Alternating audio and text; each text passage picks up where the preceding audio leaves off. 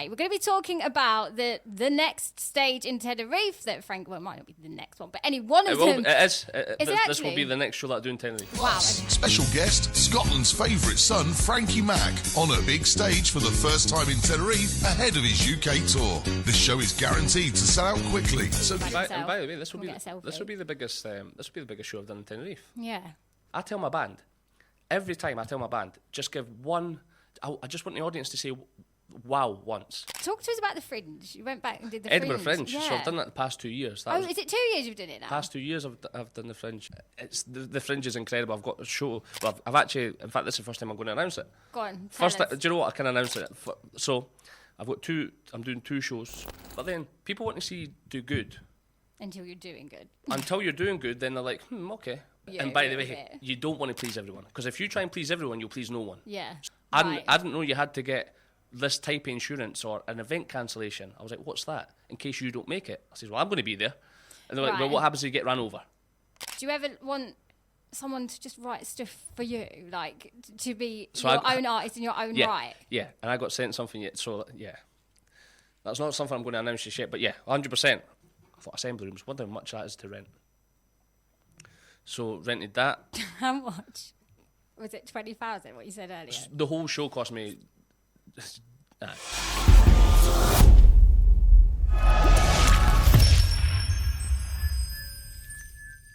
you don't know, tell us a bit about your background because you've had quite a journey. So my background started before singing. I started off working in Tesco. Stacking the shelves. Literally stacking the shelves. Yeah. Then I got a job on the checkouts, so like I couldn't speak to people at all. Even as a kid, were you quite nervous or quite shy? So as a kid, like all I done was play snooker. That was my life. I played snooker. Weren't you really good? Played for Scotland. Well, like the under-18s, kind of under-16s type tournaments. So playing all the Scottish tournaments, with the ranking points in the leagues, and it's. But I was really overweight as well. So, like, I was, like, this fat kid. And it's not like a sob story, but, like, I did get bullied quite a lot, but nothing dramatic. Just, it wasn't nice. Yeah, not a pleasant time of your life. So I used to try and be funny to, like, get out of, like, a sore face. Okay. So developing, obviously, from a young age was, like, had my guard up, quite defensive. And I would always slag myself before anyone could get a chance to slag me. Right. So, like, my biggest critic now is me. So you can't tell me anything that's going to hurt me that I already know about myself. Do you think, though, that's, like, impacted you a bit negatively? Like, at the time, it was a defence mechanism, but now, like, I mean, I've seen you, and we used to work together a little bit. I've seen you backstage, and I've been like, dude, like, people are literally screaming your name, and you're like, that was awful. Like, what? Were you in a different venue to me? What are you talking about? You know exactly what I'm like backstage, so, like, I would just overthink everything. Yeah. Like, even at the interval or whatever, was that person enjoying it? Did the crowd enjoy it? Was the clapping loud enough? Are you sure? Like, this is what I'm like backstage, and nobody gets to see that part unless, like, you're actually working with me. Yeah. So it's crazy to see that side. So yeah, then I got a job in Tesco, couldn't speak to people because I was always, like, independent. I've no brothers or sisters. Okay. So, like, only child syndrome. Only child syndrome. Like, used to play with forks and spoons, and they were your mates and stuff. Literally. And amazing. So I got a job as a checkout person, and then like to even ask somebody like how their day was, or would you like a bag, or are you meant to then if you're on the checkout? Of course you're meant to. Yeah, of course. Well, yeah. Yeah. But like I couldn't, so I would just beep beep. So then what I decided to do, I was like, right, I'm going to have to learn how to speak to people. Yeah. So then I just got like a bit of like paper, a bit of receipt, and I would target myself 5 people a day, like to get their names. And then once I started to get people's names, I was quite comfortable. And then what I noticed was that I grew like a little following, like a little Tesco club. So that you had Deirdre and John that would come in for their loaf of bread, and they would tell you their stories because they might be you might be the only people they speak to, like, for an older couple. It's true, yeah. So it was nice, and but that's my comfort zone is like older people or like kids, because I'm a big kid myself. So I think it's like an energy thing. Like people my age and stuff, I get quite intimidated by. No, I get that. I totally get that. When I was working in hotels as an entertainer, like my Spanish isn't good, but if Spanish families came, I would try and use my Spanish, but I'd do it on the kids because they were more like accepted. Like they just didn't mind if you got it wrong. Whereas with the adults and stuff, you'd feel like they were properly judging you. That's so funny. Yeah. So I got okay at speaking to people. Then I decided to take a job as a car salesman. Knew nothing about cars. Again, in any way, shape or form qualify for sales, but I saw how much money you could make at the time. Yeah. And like at Tesco, I was making like 900 quid a month, and I was like, I'm balling, Then I went to buy a car. I went to, buy a second-hand car, and I knew the general manager because I'm from Edinburgh, and there's a place called Seafield, Arnold Clark. So I went in and tried to get a deal in the car, and I'm looking at all these salesmen with their suits and their watches, and I thought, how much do these people make? He was like, I'm not going to go into detail, but like anywhere between like 2 and 9 grand. I was like, a month? Sorry, what? I was like, a month? He said, yeah. He says, it just depends on how many you sell. He says, can I get a job? And he just burst in, laughed. He says, Frank, you're 20 years old, you're out a lot. He says, you know nothing about cars, you can't speak to people, you don't even like cars. I was like, but I'll learn. So eventually, after about 4 weeks of texting him, like every week I'd message him, please give me a job. And he says, like, it's the real reason I don't want to give you a job is because it's quite brutal in the motor industry, like as in like the morning meetings. Yeah. Like my first morning meeting, I watched somebody get a stapler thrown at them. What? There's zero. Well, maybe it's different now, but there was zero HR. It's like get sales on the table. It was very hard. It's very cutthroat, but I loved it. And it's quite. I think it's quite. It's not for me. Like I love that environment. I feel like the amount of sales you get compared to the amount of sales you don't get, there's quite a big difference. So you've got to really live for that win. But for me, that's sort of depressing. Oh, it's another one. But it actually worked in my favour because I'm quite a driven person. Yeah. And I've just got diagnosed with ADHD, so this all makes sense now. So like everything's coming together. Everything's like so that's why I behave like that. That's why I've got an addictive personality. That's why I'm obsessed with doing what I do. Because I'm all in or nothing. Yeah. It's like dog with a bone. Yeah. Yeah. Stop it. Well, I never said anything. But yeah, so then became a car salesman. Then I got a job as a TUI rep, and I was a customer service rep, and I couldn't do a welcome meeting. There had to be somebody to do a welcome meeting for me. Yeah. There was 2 of us, so I would always do the one-to-one sales around the pool. That was my comfort zone. I would always speak to the kids first. It was a family hotel. It was in Mallorca in Calabona. Yeah. What hotel was it? Benaire. It's spelled Benaire. Yeah, but it's Benaire. as well. And I loved it. It's an amazing hotel. The manager, Pedro, and all the bars, I loved it. It was just like a family. And but I couldn't do it. I did one welcome meeting, and I remember my first welcome meeting. I basically burst into tears after it. Did you really? Yeah. Because it's such a big hotel, though, and everyone there is a TUI guest. It was like back in the day anyway. Yeah. It's like you're doing a show, though. It's literally, but there was only maybe 17 people in it. But because I was that nervous, and obviously I'm Scottish, if you haven't noticed, I was speaking really quick. Okay. But when I get nervous, I always say or So it was like, well, welcome to the Hotel Benaire. If this is your first time in Mallorca, and it was just horrendous. And then I noticed myself doing it, so I just rattled through this whole spiel in like 3 minutes. And I was like, does anybody have any questions? And everyone's like... I was like, could you just... What? So that was it. I couldn't do a welcome meeting. So yeah, but I think, again, really hard. You did one and was like, that was awful. Like, I don't feel like any rep that starts off can go back to their first welcome meeting and be like, nailed it. Like... So we done training. So this was the worst thing. Like the week before we done training, so everyone done it in this room. There was like say 20 reps, and the manager all went up, and yeah, there was some that were nervous, and I thought I'm going to smash this. I'm a car salesman. Easy. This is easy. Yeah. I got up to the front with my iPad, and I was like that, like shaking. I was like, I can't do this. And then I've never actually told this story. There's a guy that one of my good mates, Ryan and Dominic, who were reps at the time. And they'll back this up. Like, I literally burst into tears like during this thing. So all the rest, I was like, wanted to go home. I was handing them a notice. I was like, I can't do this. Like, I'm so dramatic. Jeez. Yeah. So luckily I stayed on because that's how I sort of grew confidence. Then living in the sun as well was just I was just mind blown. I'd always travelled as well. Yeah. Stayed in Thailand myself, Australia, done Camp America. But to say, again, it's quite weird, isn't it? To say you've done all that by yourself, like you go and get on a plane, like into the unknown. But by myself, exactly. I was never... So you're confident in your own skin, like, but yeah, to put yourself out there. And so like you say, and when it's you one-to-one with them families, that's your and I could put on like a mask. Like, that's why I created Frankie Mack, so I could be that person I wanted to be. So do you think that is a mask then? Massively. Well, yeah, it is. I'm very introverted. Watch your videos and then see you backstage, different person. But I love telling people that because it's like, oh well, if he can feel like that, then maybe it's all right. If I try and do that as well. But I feel like you're quite refreshingly honest about it. Even on stage, you're like, this isn't me. Like, of course. Yeah. And I think that's the whole part of the journey, because I don't think I think everyone's got a different version of themselves at every aspect of their life. That you've got a different version of yourself right now. 100%. This is your comfort zone. Like, you're smart. Like, I don't know. Like, I feel like this is my mask here. Like, I'm like, and I think people meet me and probably think I'm one of this really cool, like, radio DJ, and I'm such a loser. Like, I'm just not. You are cool. You are cool. I'm definitely not. I'm just like this person that's got no stories apart from something that I read and I said it on air. And I was like, did you know that, like, you know, cheese, you can get this special kind of cheese? No one cares. Like what? What cheese? I don't know. I was reading about some fondue cheese today. Honestly, I've got so many ridiculous things that I could talk about, and people are like, "It's really boring." Like, yeah, okay.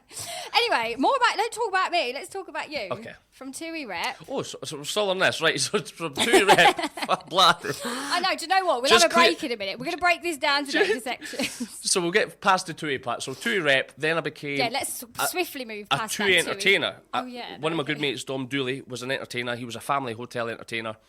And I watched this guy every single night. So I used to do my shift 9 till 1, then 5 till 8. The entertainment would start at 9. I watched this guy every single night. I loved it. I loved how he communicated with people, the kids and the banter and the adults, and like he was the man. Like, I was for the customer service team, but I was like, I want to do what he's doing. Yeah, yeah. And it was just me and him all the time around the pool with the kids, and I loved that. And I, to be honest with you, that's probably why I wanted to be an entertainer, because of this guy. So I owe him a massive, yeah.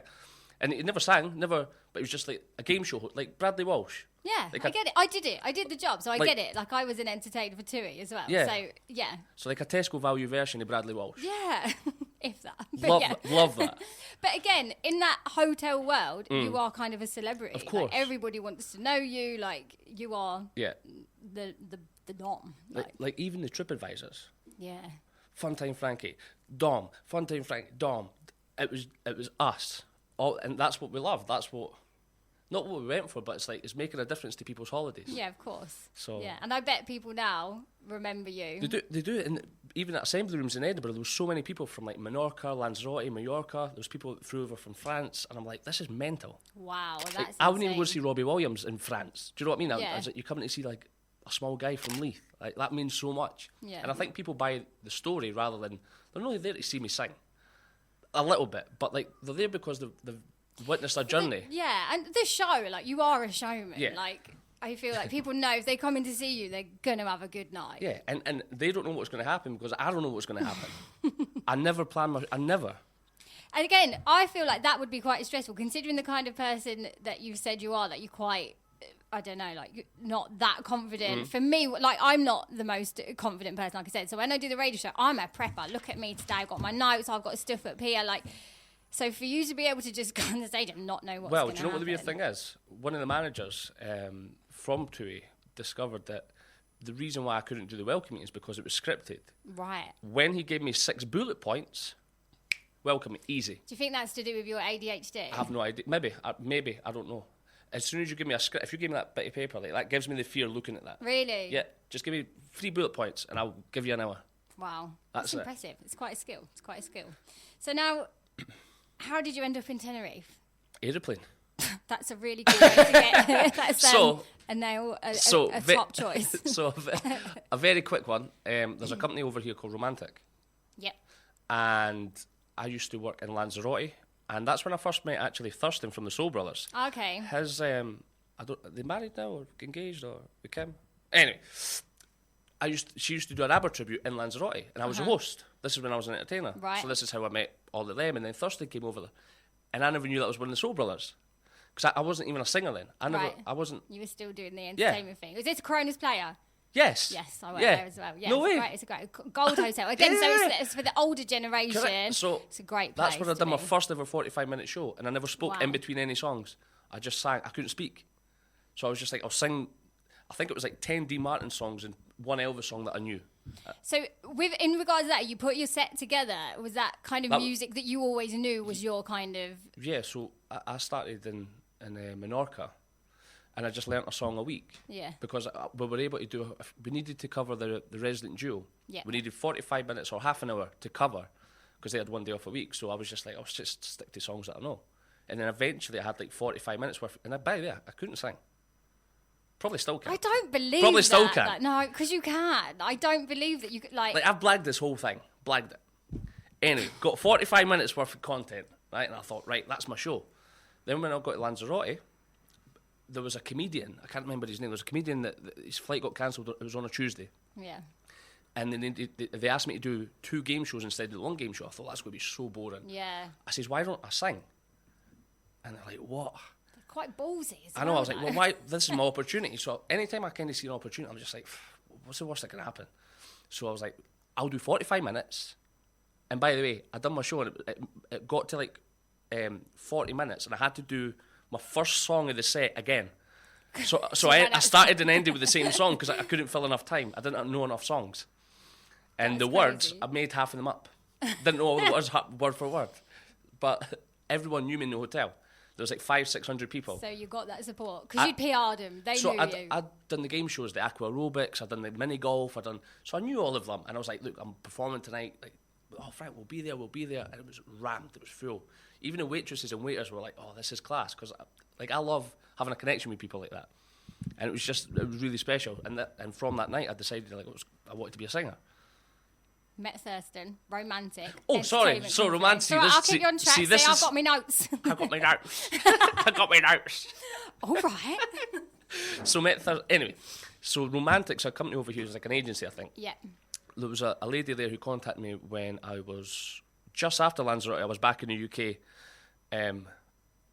because myself and Tui had a little bit of a fallout. I think Tui had more of a fallout with me.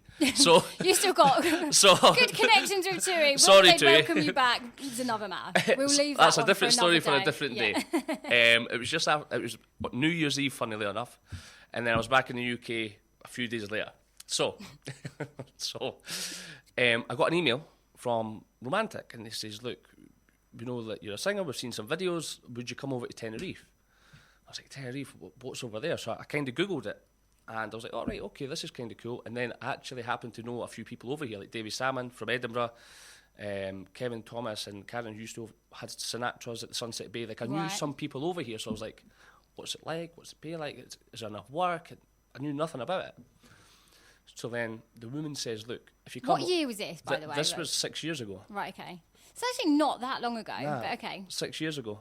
And she had said to me, look, we want you to come over and do a show. And it was an 80s disco show. And I'm like, I haven't even got the voice for that. Yeah. So I remember practicing, is it Tavares? Like, heaven must be missing an angel.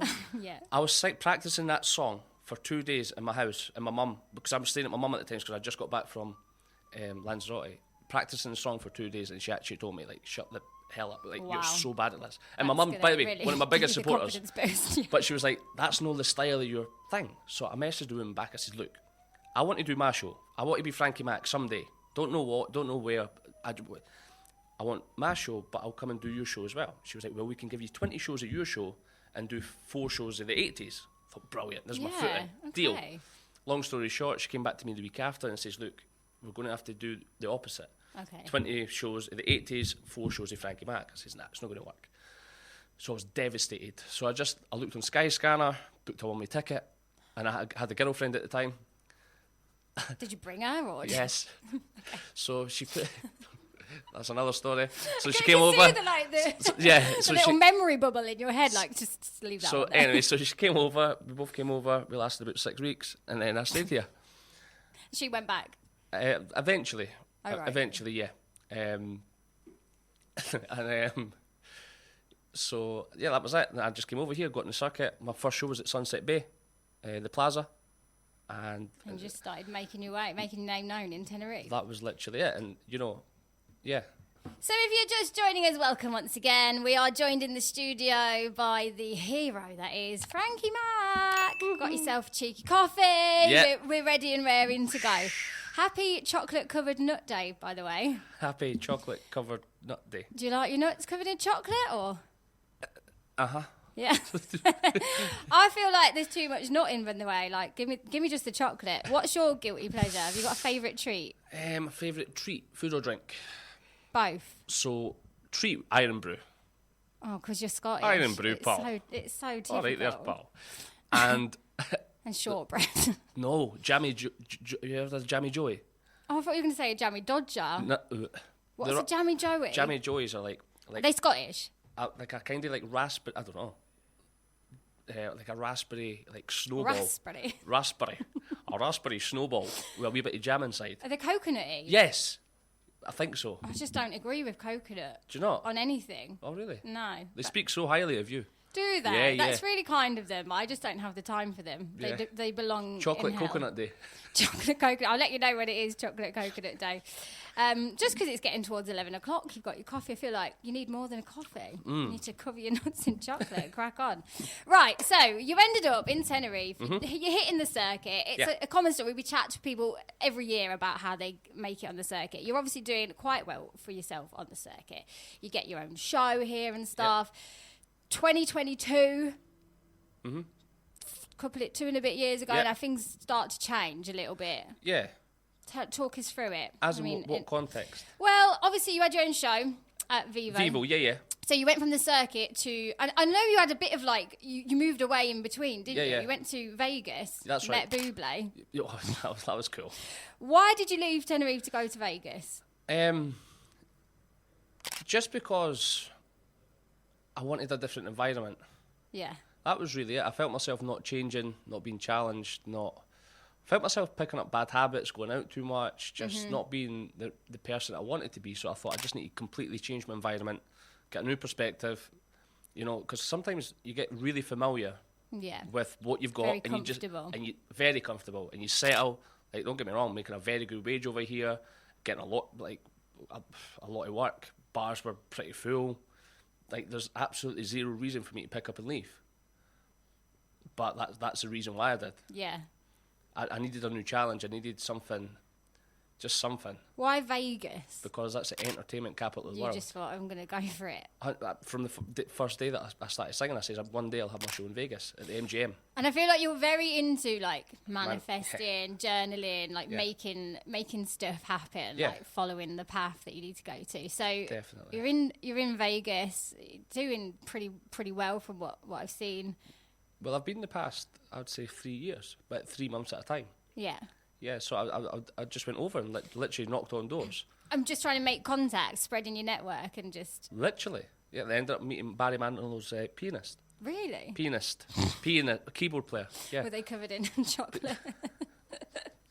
Anyway, yeah. And that's who did the recording and produced my single, My Woman, My Woman, My Wife. Yeah. And it's weird, like, synchronicities like that. You're thinking, well, do you know what? If this wasn't for me, none of this would happen. Yeah.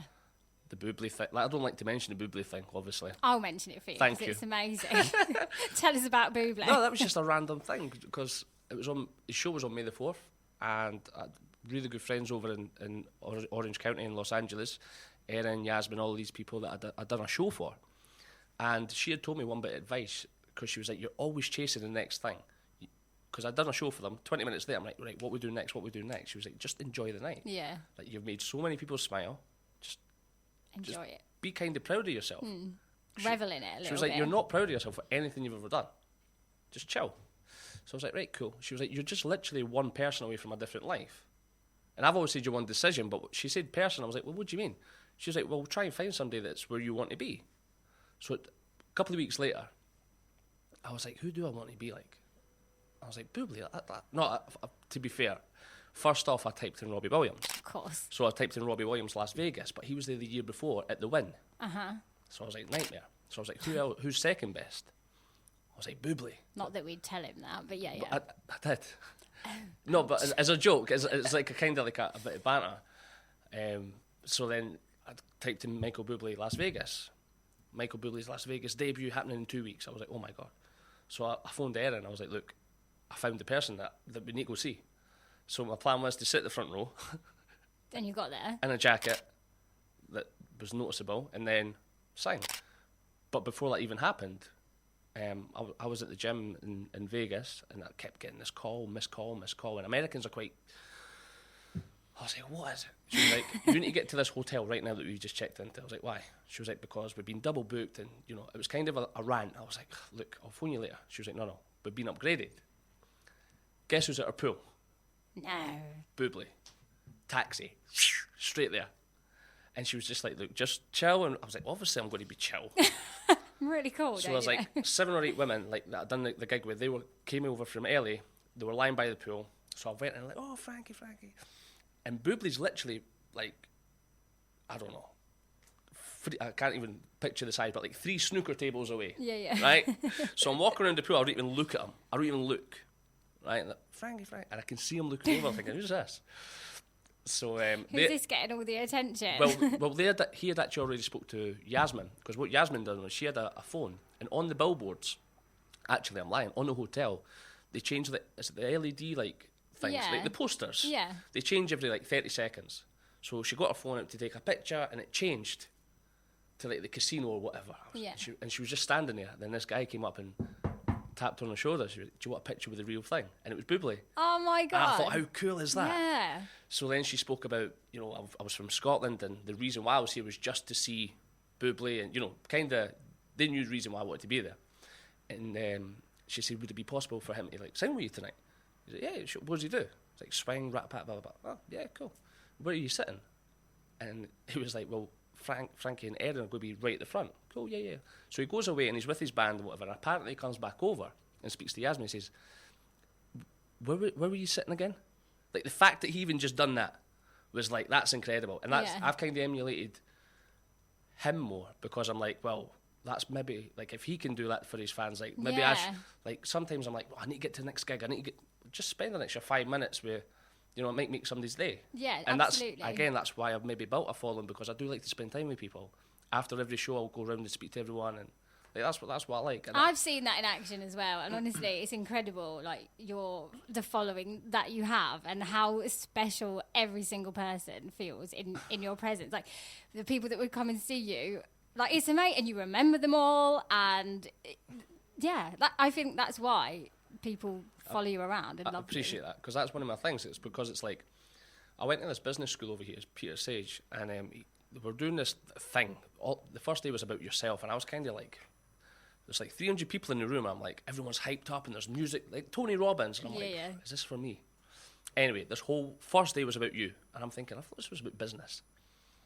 Anyway, we've done this little test thing. And long story short, it says, write one thing you wish you had as a child. And I just wrote, like, to feel included or special. Yeah. Not just because of the bullying and whatever. Not because of my parents, but just I never felt included in anything. Mm-hmm. Football teams or rugby teams, or I always got picked last at PE and... snooker, but you play on your own and stuff. Yeah, I've always done independent stuff like snooker, playing poker, all this stuff I do by myself. And I just wrote, feeling, I'd like to feel more included and special. So then, by the time the day ends, right, we've done this whole thing, we've forgotten about this bit of paper. And he tells everyone to get out their paper, 300 people. And he asked somebody, what have you got? And he was like, I wish I was more loved as a child, blah, blah. He was like, what's your job? She was like, I'm a nurse. Oh, okay, cool. He asked a couple of more people. He says, well, whatever's written on that bit of paper, that's probably what you do, and it probably is your gift in life. So whatever you do, and I've wrote feeling special and included, and I was like, that's exactly what I do at my shows. Yeah. I make everyone connected. That's crazy. And I was like, that's mad. Yeah. And that really hit me on that first day, and I will never, ever forget that, because there's a video on somewhere, and my face is like, just blown away, and I was like, I get why today was like this. Because if that never happened that day, I probably would have missed a few things the following days. So a massive shout out to Peter, because he's changed a few things in my life. That's incredible. Massively. Right, back to Bublé. Back to Bublé. Yes, plaid. So he comes over, just double checks where you're sitting. Yep. And then I arrive, and then I just go and speak to him. It was actually Yasmin who he got the photo with. She was like, I'll introduce you to my new friend. She's really elegant. She's quite a deep, like bit flamboyant. That's the word, flamboyant. Yeah. She's just this beautiful person. And she walked over. She was like, Frankie, this is Michael, this is my friend Frankie. I think yeah. So, and that was it. And introduced each other. And I said to Erin before, and Yasmin, I says, look, obviously I want a picture with Bublé, but I can't ask him for a picture. She was like, why? I says, because one day I want to sing with him, like, properly. I says, I can't be, like, classed as, like, a fan. She was like, you're absolutely stupid. Why would you ever say that? And I've always believed that. Like, you always want to try and... I never want to, hi, can I have a picture with you? There's to be a line. I get it, but yeah. But, like, anybody else that I'm never going to work with, fine, whatever, cool. But, like, I thought one day, I don't know, someday it might happen. That's what I believe. So, and there'll be people watching this thinking you're off your head, and there's people. Do you know what though? Like, God, don't you just think? Because everything I've ever said has happened. So yeah, that's what we said. Like, you're journaling, you're manifesting, like making stuff happen. Because I feel like a lot of people misjudge what manifesting is. People, I think it and it will happen. Like, no, it's a process. And some people look at it and say, well, he's quite arrogant. Why? Who's he to sing with Bublé? He's only started singing 6 years ago. Or who's he to have his own show in Vegas? Like, but what's the reverse? Like, what if you think, oh, I'm never going to make it? Well, you're not. Yeah, why not try and see where you end up? Yeah, who knows what at least by thinking the way I'm thinking, there's like a 6% chance of it happening. Yeah.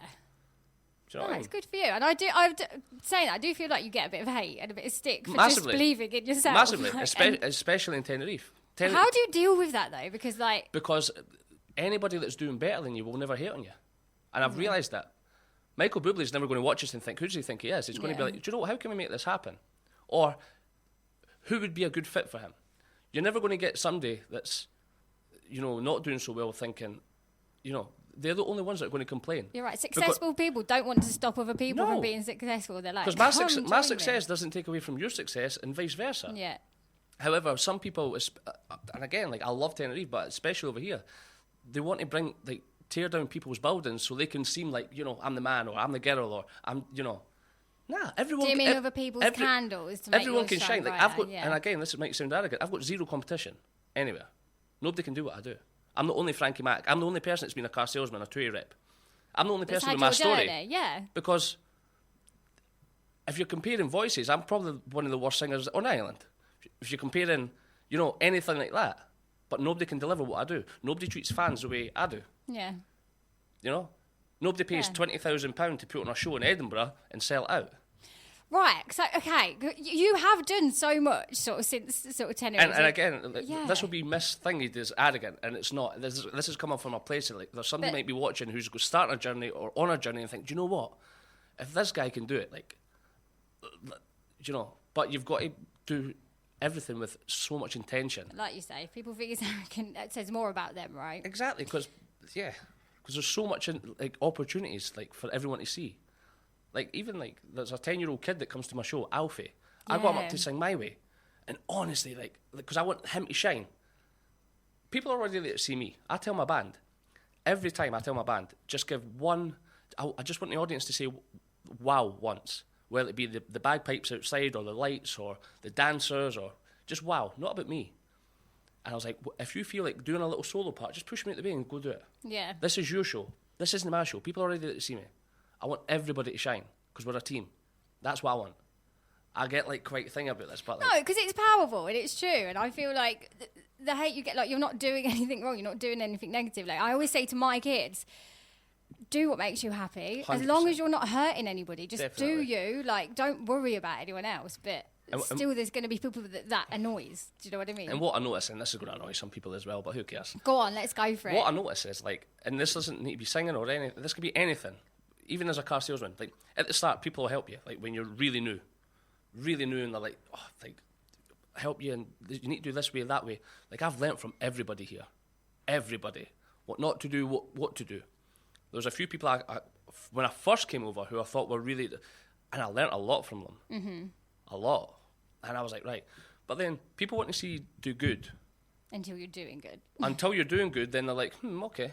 But once you start, and I hate saying the word better because you're never better than anyone. I don't mean that in like a thingy. Anyway, people. Maybe when you're not looking for the advice as much or anymore. Yeah, and you're doing your own thing. And then you're starting to get a bit more traction. People don't want to see you do better. Then what happens is they're now in a defensive position. And there might be a few people like that. So what happens is little cliques start to happen. And because they're all complaining about the same thing, they feel part of something. They think they're right. They think they're right. They're part. Who does he think he is? Who does he think that? And that's why people, like, won't start that painting career that they want to do. They won't start that new journaling or whatever it is. There's so many people out there that have said to me, look, because of your story and, like, how much you actually, because I do care. I do carry that. And as much as I mask it, it does hurt. Yeah. But what's the other option? I'm not going to have a pity party. Like, if you don't like me, you don't like me. Could not give a monkeys. I've got my parents, I've got my family, I've got the people that actually want the best for me.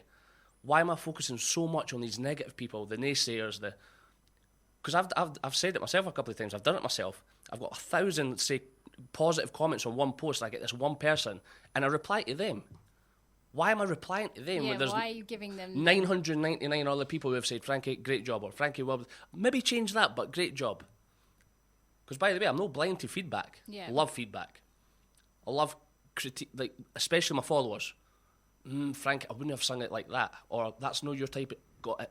I'll remove that. Yeah, I get that, but then it's saying that you're never going to please everyone. Do you know what I mean? So also you've got to do you. And by the way, you don't want to please everyone. Because if you try and please everyone, you'll please no one. Yeah. So sometimes... I'll look for stuff to deliberately divide people, like an audience. So there's like 80% agree with me and 20% that don't, because you want to start attracting the people that genuinely align with you. Because I would say some stuff, because I used to try and be like, oh, I don't really have an opinion on that, but actually I'm like, well, I do, yeah. Yeah, I do, and I'll just say it. And if you don't like it, then I know you're not. And if I'm not for you, that's so much better than you follow my journey. And then you get annoyed every time you see my post. Just remove me. Yeah. And then the more people that you've got that want to follow you. No, the more people that you've got that want to follow you, you start attracting more of that.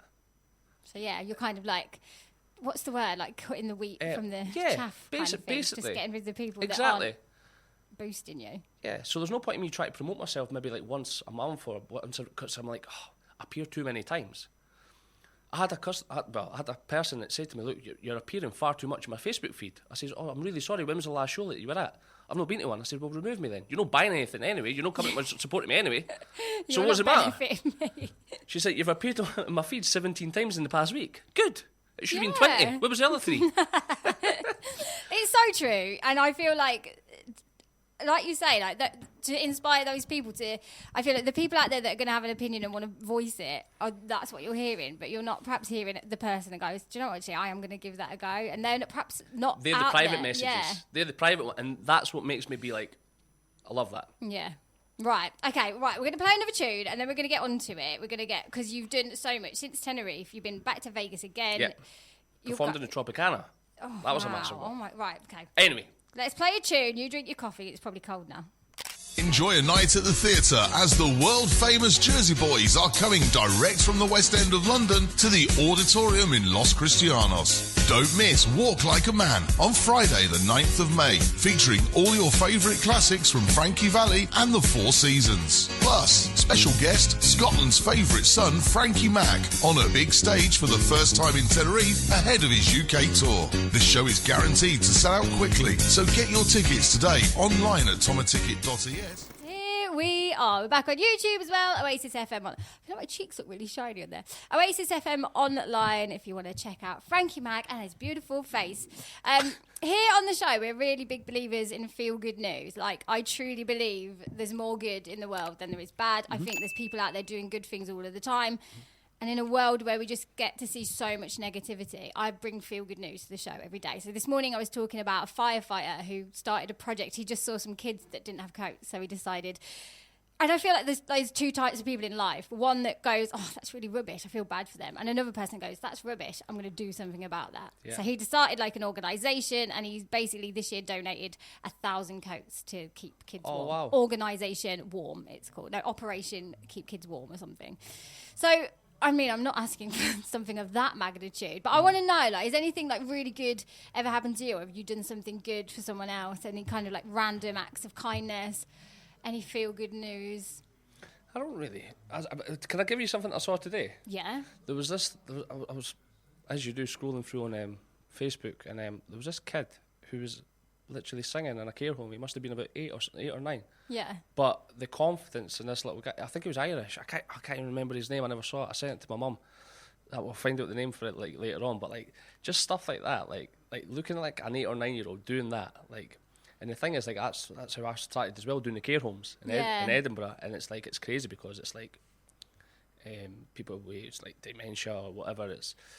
Yeah, you're making a difference. Like, yeah, providing them with the something. mad thing is, it's like they'll maybe forget what they've had for dinner, but like they'll remember every lyric to the music that they were brought up with. Yeah, and that's what's mad. I think like new research says it's like if you've got somebody in the family or whatever that's got dementia, just play music. Yeah, go back to the old times. Yeah. I mean, music. I feel like music is powerful anyway. Like, it is. It has the power to change your mood for the better or the worse. Definitely. Like, there's no situation that can't be affected by music. Anyway, there we go. So, right, let's get back to you. Now, we've talked Tenerife, done a lot. We've talked Vegas. I know you've been sort of to and from a few times, but you've also done some big things in the UK. I just feel like you are all over the place. Just that's my life. Finding your next thing. Do you have like a destination in mind? Are you on like a journey or? Yeah, the MGM in Las Vegas. Right. Okay, we will get there. Yeah. So, talk to us about the Fringe. You went back and did the Edinburgh Fringe. Yeah. So I've done that the past 2 years. Is it 2 years you've done it now? Past 2 years I've done the Fringe. My first year was 6 shows, and then last year was 9 shows. It's unbelievable. And it's hard to actually see something. I forget how lucky I am being from Edinburgh and having a place in Edinburgh to stay in. You know, there's people that come over to do the Fringe for exposure, and they're paying like $2,000 a week in accommodation, and it's crazy. You should offer someone top and toe with. Yeah, you could earn. Well, I do on occasions. And, wait. And, who's a lad? No. So it's the Fringe is incredible. I've got a show, but I've actually, in fact, this is the first time I'm going to announce it. Go on. Do you know what? I can announce it. So I'm doing 2 shows. The first show I'm doing, I've basically got 1 day off in the Fringe. I'm doing 24 or 25 days. No way. So the 2nd until the 24th, I'm at a place called The Space, where I was last Fringe. Yeah. In Nidri Street in the Royal Mile, and it's like the best location ever. Great little venue. It's like just a nice, intimate 100-seater. It's brilliant because guess what the average audience size is at the Fringe? I feel like this is a fact that I've read out before. This is a fact. I'm like, it must be the average. I don't know. People that turn up, like 6 or something. Yeah. Yes. I feel like yes. I feel like I know that. How do you know that? I just 6 people. I don't know. Do you know what? It might be. I might have watched an interview with that baby reindeer guy. Maybe he said it or something. That's a bit weird. Because he was the Fringe. He did the Fringe. Anyway. But that's right. It's the average, and I'm moaning about having 90 people at a show. I'm like, I need another 8 tickets to be sold. I really. And it kind of puts it in perspective when you're actually speaking to other people, and it's like, oh. And who are the kind of people? Are the people that already know you? People who've heard or just heard about you? So a lot was my following, but like there was people that just. Yeah, there was agents there. There was people that, built really good networking stuff with, other musicians, other people from other acts. There's so many countries. And obviously I'm fluent in, like, English, so that was Obviously, that's handy. But yeah, I absolutely love it. So I'm doing there, but I'm also doing... That's quite a big commitment, though. Like, what if you... I mean, as a singer, to do that much on your voice and stuff and, like, physically... It always works out. Right, okay. Just don't worry about it. Just don't even think about that as an option. See, but that's me, stress head, like, oh my God, what if this happens? Yeah. But on the opening day of the Fringe and the last day of the Fringe, this is the first ever year they've had it. Their venue is a Fringe, and it's a Hibs Stadium. So I'm going to perform at the Hibs, and they've got little suites. They've got different sort of executive suites, and this suite, and the Famous 5, and so I'm going to be doing opening the Hibs Stadium and closing the Hibs Stadium. No way. Yeah, because I've done a bit of work for them now. So like Danny McGregor's testimonial, which was an ex-Hibs player. Okay. And I'm from Leith, big Hibs fan. Done a little bit for the charity Hanlon Stevenson as well, and like one day I'd love to be like an ambassador for them, because I love what they do. Okay. I love what they do. So yeah. Again, it's that getting that. Like, you started off doing like just a few shows, yeah, created a network, and now you're getting opportunities. That's love it. That. So that's it. So the Hibs Stadium, I think it's the 1st and the 25th, and then the rest is the Space. And does the Fringe? I mean, are you allowed to talk about your UK tour that you're going on? I would absolutely love to. Is the Fringe? This is literally why I'm here, Jenny. Is the Fringe part of that? No. Okay. Totally separate. Okay. Totally separate. Right. First of all, where did the idea of going on tour come from? Like, because I really only want to get to a stage where I'm performing with my band, and the only way that you're really going to do that is with a tour. So the only reason why I did Assembly Rooms last year, May the 4th. Never done anything like it in my life. So what made you want to do that? Just again, keep going. So next thing. There's an Elvis tribute that I idolise, and his name's Dean Z, and his standards are unbelievable. So basically, I'd met him in Glasgow one time at the sound check. You know, he invited me in because we followed each other for years on Facebook. Same with Dapper Laughs. You know, you just create these things and you don't pester people, but you leave little comments saying, "Good job, mate." Yeah, just little nuggets. I'm still here, like in the background. Yeah, absolutely, well, exactly. Yeah. So then I got invited to a sound check by Dean. Met Dean, and the first thing he did was he stopped his sound check. He says, and he introduced me. He says, "This is Frankie, the swing guy that I was telling you about." And he told everyone about me already. And I was like, "Wow." And at the time, I was off the drink for 4 months. He says, "I've seen your journey." He says, "You've done this, this, this, the Vivo thing, blah, blah, blah, blah, blah, blah." And I'm like, you watch what I do. I'm like, "Mate, I idolise what you do." He's like, "Mate." So we always had that kind of bonding. Mm-hmm. So anyway, we sat on a tour bus, and he says to me... Of course you are. Just casually sat on a tour bus. He says to me, he's like, "What is it you actually want to do?" And I was in Tenerife at the time. I says, "I want one back." I said, "I want this bus." I says, "I want to be sat where you're sat in that nice chair that's going to the next gig. You know, moaning about how long the 7-hour drive is from Edinburgh to London and having banter, got the PlayStation, whatever." I say, "I want this." Yeah. He says, "You might need to try and do it yourself for the first couple or the first one to get the promo for you to sell that to a promoter or a manager or someone." I thought, cool. So basically got home and I phoned up a few places and I thought, where's the best place in Edinburgh that I could perform? I thought Assembly Rooms, wonder how much that is to rent. So rented that. How much? Was it 20,000, what you said earlier? The whole show cost me... Aye. A lot, yeah. The first one cost me 20.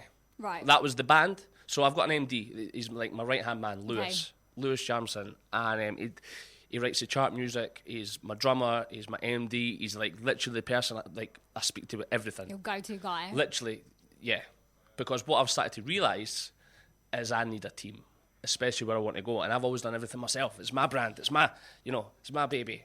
But it's not. Mm-hmm. Not where I want to go. You need a team, and I need to be able to trust people. Yeah. And you know yourself, I've been shafted so many times, but it's like I do need to trust people until they give me a reason not to trust them. Yeah. So, but Lewis is like, he's had my back from day one. He's the best guy, one of the best people I've ever met. And we've got this another guy, Dennis Kennedy, who's part of the Kennedy's project, who's a support act. And I'd never really, okay, Vivo, but not the standard. I've never sang with a band before. Mm-hmm. And they were telling me, like, look, this is how it's done. So our rehearsals for the first show was unbelievable. Like, we were there, like, most weeks rehearsing. And a lot of these people never heard of Dean Martin. Wow, really? These people, these are younger guys. They perform, like, indie music, like Kasabian and, you know, whatever. And I'm like, do you know the Dean Martin? No. Elvis songs? A couple, like Blue Suede Shoes. I'm like, no. I'm like, you gave me a mountain. If I Can Dream. If I Can Dream, what's that? I'm like, oh my days. Wow, starting from scratch. Whole set list, they knew 4 songs. Oh my God. So and I'm actually very lucky that happened because the feeling that we put into it was what I wanted. So they were starting from scratch. They weren't copying anything. So I says, so it was a blessing because we started the whole chart from scratch. Every song, even a song Bruce Springsteen, "I'm on Fire," we turned that into like a military song, and it worked. I had the dancers dress up in army gear, and that's one of the most spoken about songs. Oh, really? And and it was like, this is so cool because it was the same as Elvis. Elvis never wrote a song. He performed the song in his way and wanted it his way. And, you know... It's actually something I wanted to ask you, obviously, because you're going on tour. Like, do you ever feel like, because you're performing so many, obviously, legendary artists' work, do you ever want someone to just write stuff for you? Like, to be your own artist in your own right? Yeah, and I got sent something yet, so, yeah. That's not something I'm going to announce just yet, but yeah, 100%. And I'm working with somebody just now. Okay. Yeah. Okay, so let's talk about the tour then. So you've gone from this Assembly Rooms, which went down the storm. Like, was there a sellout? Yeah, 720 people. And the first 100 seats were like 100 quid each. Like, that was for a VIP, and then it was 50 quid. So I had to map out how I was actually going to... Because I wanted to break even. Yeah. That was my goal, was to break even, but have a video that I could sell. I actually made profit on the first one. The second one cost me a lot less because I had my branding, I had a new video guy, I had different dancers, and it was just more... and I had a 13-piece band instead of a 9 or 10-piece band. Mm-hmm. And it cost me a lot less because I knew little things didn't pop up, like insurances. I didn't know you had to get this type of insurance or an event cancellation. I was like, what's that? In case you don't make it. I said, well, I'm going to be there. And they're like, well, what happens if you get run over? Oh. Mm-hmm. So these, like, to cover one night was like $2,000 in insurances. I'm like, should I just risk it? Should I not? But it's all these things that you learn. That's it. It's a learning process, isn't it? You've got to walk in the shoes too. And the reason why I done November the 30th, the same assembly room. So I went in, obviously sold it out, but there was one person that said, "Oh, that was quite lucky that you sold it out." So I said, "I'll do it again." So and then the next day, do you know what I missed? Was waking up to a sales report. Honestly, on May the 4th, because every day you would get a sales report, how many tickets were sold. And it got to a point where it was just at the end where it got sold out, but I never had an email from assembly rooms, and I missed it. So 3 days later, I went in and signed a new contract that says November the 30th, which is St Andrew's Day as well. Right. And I just decided to do another show. But this time the first video wasn't right. The sound wasn't right. Could have done stuff different with the band, yes. Dancers, yes. A lot different. So I had a new vision, and that's the video that I've got now. So yeah. Okay. So you've got that video, and you're using that to promote 100%. Your tour. That's only just started going on sale, hasn't it? Like, how's that going? Unbelievable. Really good. That's amazing. Really good, but like, and that's the thing. Like, I'm already thinking, oh, why is it not sold out? But like, it's months away. It's November. And it's like multiple venues. October, yes. And these venues are, again, what, about 700 seaters? So, roughly? yeah. So, but I would say average 500 right. ish. Whatever. Assembly rooms is more. Can't think of Manchester's about 500, but yeah, it's like, and it's weird. The most popular one that's selling just now is Newcastle. Really? So I've got Edinburgh, Glasgow, right? But then Newcastle's flying. Do you not feel though?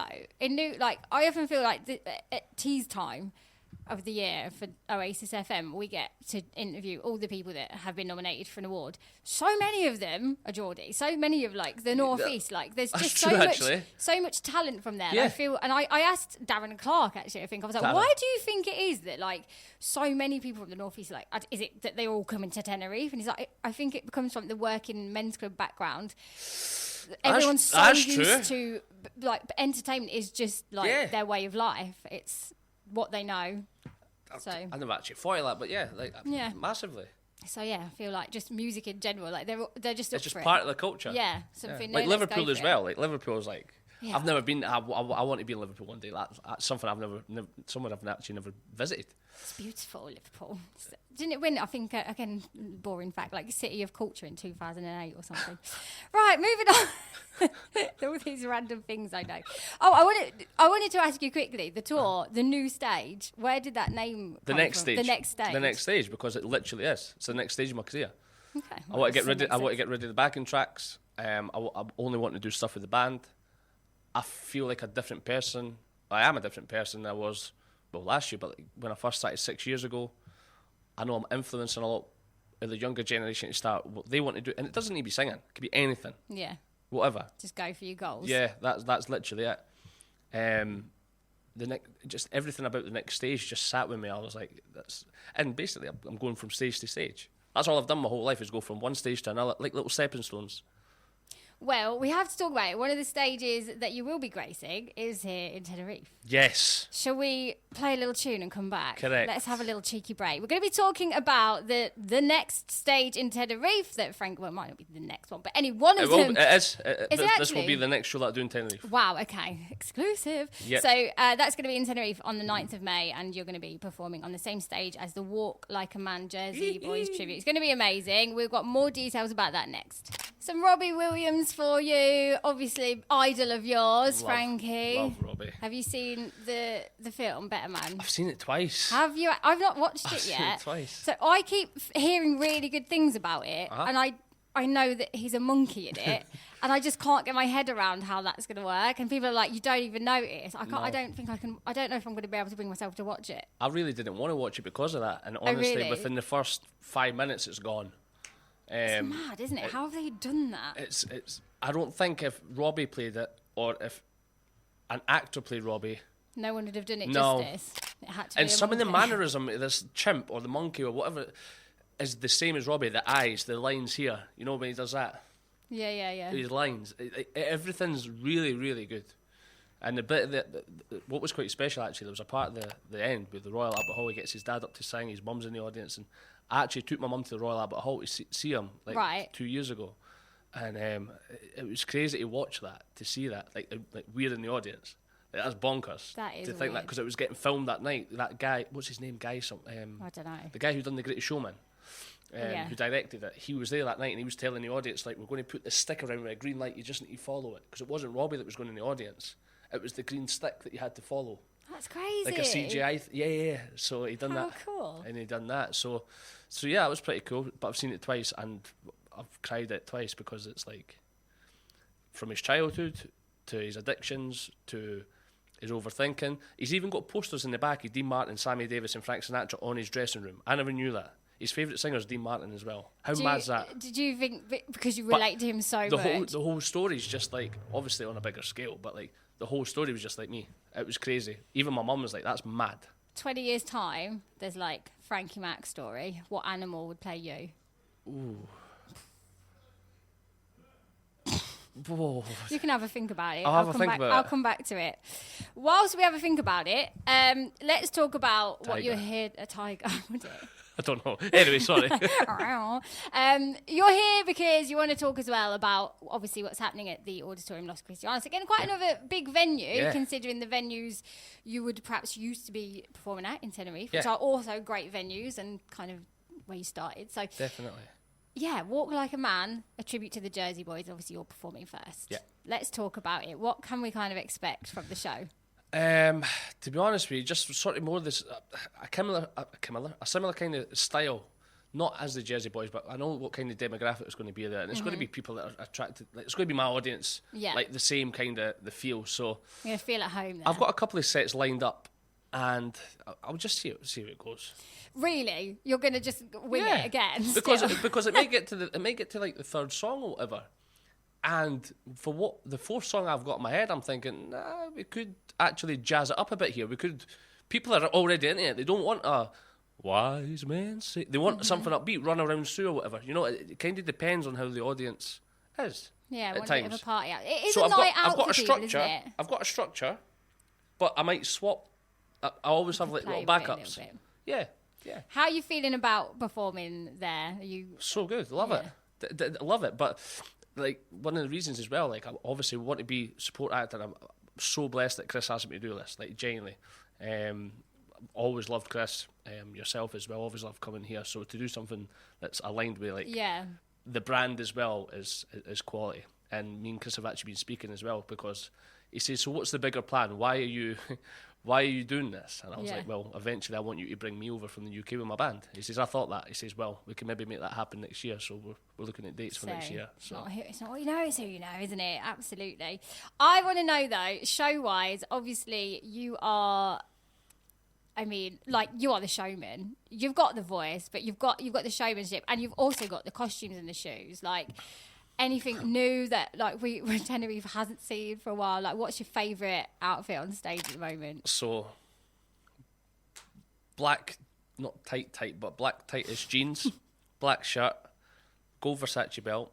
My normal. Is it actual Versace? Yeah. I got it as a gift. Yeah. Wowzers. And I actually lost the first one, and they replaced it for me. Wow. Yeah. Is it one of your followers? Yeah. Wow. Yeah. So thank you. Where did you lose the first one? Veronica's. Oh my, that's tragic. Oh, we've really took the tone down a little bit there. Moving swiftly. So, and one of the jackets I have, I love the gold gem one, the black one with the gold gems. It's quite nice. I know, like, as well, when you were doing your show at Viva, you used to get someone to help you on and off with your jackets. Have you got someone to do that? Or you? Good. Yeah. Dancers, yeah. Excellent. Oh, so there's going to be dancers performing with you this time? Not on the tour, but yeah. But here at the auditorium? At the auditorium, no. Okay. So who's going to do your jacket changes? Somebody in the audience. I'll get somebody up. Yeah. I mean, I might Deirdre and John at the front. Come on, Deirdre. Deirdre. Are you getting any more extravagant as your shows get bigger with your costumes and your jackets and stuff? No, because I don't have costumes to be... I like to look like a gentleman with a bit of elegance. I don't want extravagant. I'm not like a clown. You know what I mean? No, do you know, you see some people or some jackets and you're thinking, like, that's really, like, out there, which I get. But, like, I like my shirts. If it's going to be extravagant, I like a shirt to be extravagant. But the jackets, I like to more Sophisticated. So that's a word. Thank you. Yeah. You're like a thesaurus. Thank you. I don't know if, I'm probably not. It's probably all the wrong words, but you're just like giving me a bit of an ego boost. So thank you for that.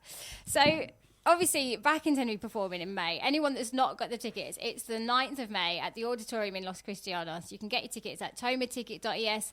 Visit mcanevents.com. There's a load of sales outlets listed on there. One of them here at the Oasis FM studios. If you get it down here now, you will literally see the band itself. And by the way, this will be the biggest show I've done in Tenerife. Yeah. I'm honestly it's one of the biggest stages that you can perform in genuinely so happy. Yeah. We had the meeting with Chris. We just both messaged kind of randomly, like, I'm back in Tenerife. This was about a month ago. He said, do you want to meet up for a coffee? I said, yeah, 100%. And we've got speaking, and, he says the kind of demographic, your followers, and it just worked. It does. It just worked. And then, but in my head, I'm thinking, well, I would like to bring my band over at some point. So he's like, I thought you were going to ask that. Yeah. It's just a stepping stone. When Chris talked to you about it, obviously, because I think this is quite exciting for Tenerife. Obviously, we've had the Tributo Fest and stuff, but this is kind of like the Frankie Valley and the Four Seasons thing. The Jersey Boys, it's like direct from the West End. I think it's something that Tenerife needs. Something a little bit different. Definitely, and the standard of them as well. Have you seen that? Have you watched some of the promo? No, so on YouTube. Oh, and they stuff, look quality. I've had a look. Yeah, they look quality. My mum's seen them, and she was like, they're outstanding. Yeah. So I'm honestly just even share a stage with them, man. Like, how class is that? Yeah, it's really classy. It's so class. So classy. Really looking forward to it. Speaking of Tenerife, then obviously we know you've got sort of big plans and like your ultimate goals and stuff. Even if when you achieve that ultimate goal, though, I feel like you'll have the next one. Like something will get there. But do you ever see Tenerife being your home again? There's got to always be a special place in your heart of Tenerife. There is. Yeah. I'll never. I don't think I'll ever probably like leave here. I think I'll always be back and forward.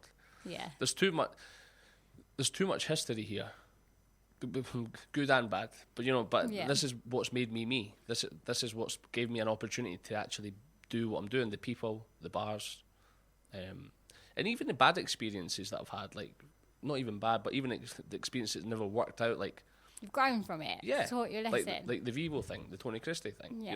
That's all a learning curve. And it's helped me identify sort of who I can trust at different times, but also there's certain things that have happened because of that. If that never happened, I would have never released my movement, my wife. Yeah. Because it was an idea that I got from someone else that made it happen. So, yes, there are bad things that happen in life. However, there's always a positive you can take from it. I was saying the path to success is never linear, is it? Like, no. It's going to be ups and downs. You've got to go through something to grow through something. Like, if you get somewhere without those obstacles. And even all the good stuff, that you can't have one thing. You never get like a one-sided coin. Yeah. There's always a two-sided. You never get one thing. There's always two perspectives. Somebody could have the same problem or situation. One person thinks, do you know what? Wow.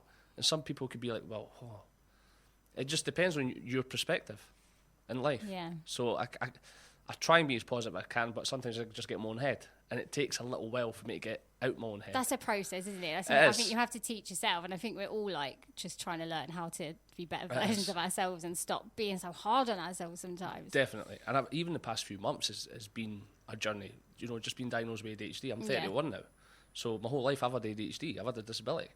That's classed as a disability. What made you go and did you go and seek some kind of diagnosis? So basically, for the assembly rooms, I wanted to get diagnosed. I knew I had it. How long do you reckon? Because I feel like I don't think this, but I know a lot of people have said this, because there seems to be a lot of people at the moment in maybe like the public world, like celebrity world, that are coming out like, I've just been diagnosed with ADHD. So, women as well, which is not that common for women. And it's almost like people are saying, again, it's not me saying this, so I don't agree with it, but people, it's almost like popular now to have ADHD. Well, I think it's getting spoken about more, so people are more aware of it. Yeah, so people are going, hang on a minute. I don't think it's popular. Yeah, it's just people are more aware. Because going to get a diagnosis. Like what you're more aware of will start to pop up more. Like if you see, like if you're going to buy a red car, you're going to see more red cars on the road. They've always been there. So, but now people are speaking about it. So I think my mum sent me stuff like a few years ago, and it was like, oh, this is you. And it was all ADHD, and none of us clicked.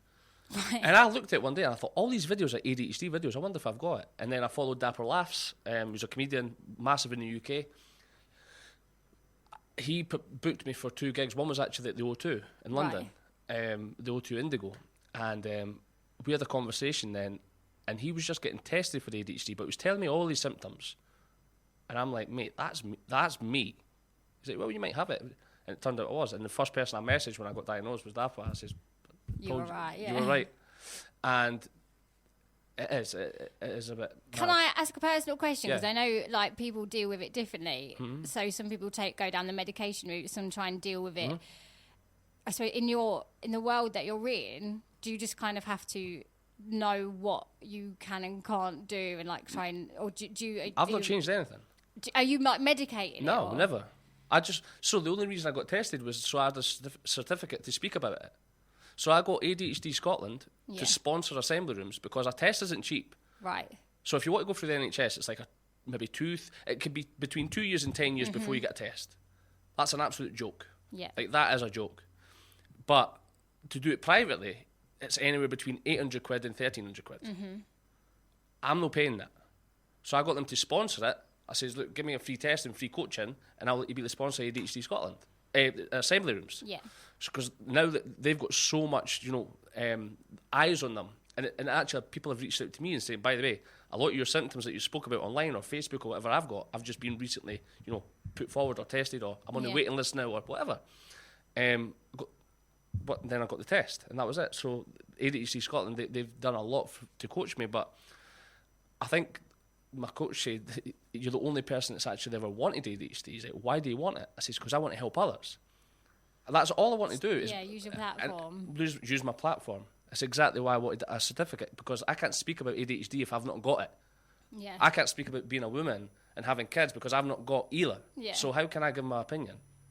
But I'm not going to talk about. Yeah. But I'm not going to be a coach. I'm just going to say like how I deal with it, how I deal with anxiety backstage before a show. How do you? I don't know. No, we'll work it out. We'll get there. No, you just literally you need to sort of remind yourself that people have bought a ticket to come and see you. Yeah. People have followed your journey, and that kind of gets easier over time. Do you think sometimes it's sort of like getting used to being uncomfortable a little bit? But that's what I look for, because when I'm comfortable, I just go down a downward spiral. Right. So I need something to always keep. It's obviously uncomfortable chasing. being uncomfortable, but to try and get used to that. Like I heard someone say something once, and it was like, oh, do you know, like there's a lot of at the minute like positive affirmations, like try saying something. You need to be comfortable being uncomfortable. And people are like, it's weird, like it feels weird. But someone said it will feel weird the first time you do it, but the more you do it, it won't feel weird anymore. But that's why get used to being uncomfortable. That's why I went to Morocco. I've never been, and they don't really speak English over there. All the menus were in French. All the restaurants I went to, they're all. I just needed a new challenge. I needed to think, because I was very familiar with what I was doing, my routine. Even when I come to Tenerife, I could drive on the roads blindfolded. I know where I'm going. I know the people. I know what. I didn't know. Putting on an old show and it still fits the exactly. same. Yeah. Morocco was a different ball game. What's the next thing you're going to do to throw yourself out your comfort zone? I've got a lot on this year, so I'm going to focus on that. Okay. I want. So yeah. Yeah. Things you can't say. No, I just want to focus on the tour and the Fringe at the moment. Okay. If I can do something with Hibs, that would be pretty cool. Cool. One day I want to sing at the Hibs Stadium, doing Sunshine on Leaf. Okay. Amazing. At a derby game, that'd be cool. Brilliant. Amazing. Oh, do you know what? We've got to go, but I've loved having you in today. Obviously, good luck on the night and good luck with everything that you've got coming up. And when you do have some more exclusives, can we have you back on air? Of course. Even if it's on the phone, if you're not in Tenerife. Love it. I'll be here. Cool. Anyone that's missed any of our chat today, because you've literally been here for 2 hours, we've had a lovely time. There's loads of YouTube videos now. Oasis FM online. Frankie Mack, thanks once again. It's a pleasure. Good luck with everything.